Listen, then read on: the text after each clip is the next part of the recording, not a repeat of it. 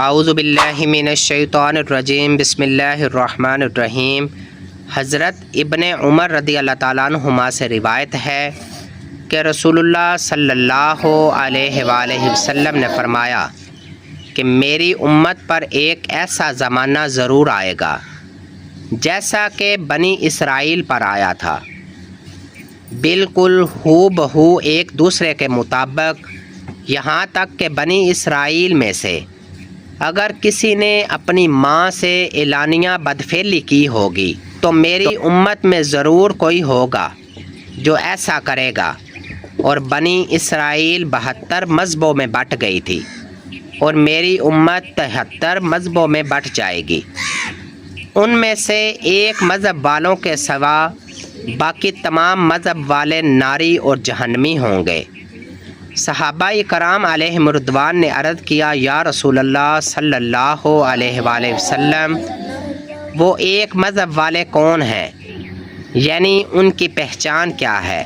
تو نبی پاک صلی اللہ علیہ وآلہ وسلم نے فرمایا، وہ لوگ اسی مذہب و ملت پر قائم ہوں گے جس پر میں ہوں اور میرے صحابہ ہیں۔ حضرت عبداللہ بن مسعود رضی اللہ تعالیٰ عنہ نے فرمایا کہ سرکار دو عالم صلی اللہ علیہ وآلہ وسلم نے ہمیں سمجھانے کے لیے ایک سیدھی لکیر کھینچی، پھر فرمایا کہ یہ اللہ کا رستہ ہے، اور پھر اسی سیدھے خط کے دائیں بائیں چند اور لکیریں کھینچ کر فرمائی کہ یہ بھی راستے ہیں،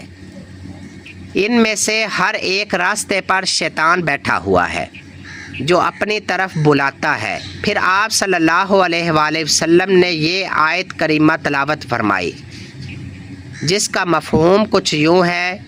یعنی یہ میرا راستہ ہے تو اسی پر چلو اور دوسری راہوں پر نہ چلو کہ وہ تمہیں اس سیدھی راہ سے جدا کر دیں گے۔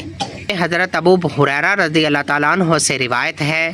سرکار دو عالم صلی اللہ علیہ وآلہ وسلم نے فرمایا کہ آخری زمانے میں ایک گروہ فریب دینے والا، جھوٹ بولنے والا، اور تمہارے سامنے ایسی باتیں لائیں گے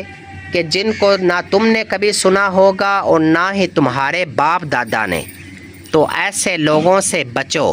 اور انہیں اپنے قریب نہ آنے دو تاکہ وہ تمہیں گمراہ نہ کر سکے اور فتنے میں نہ ڈال سکے۔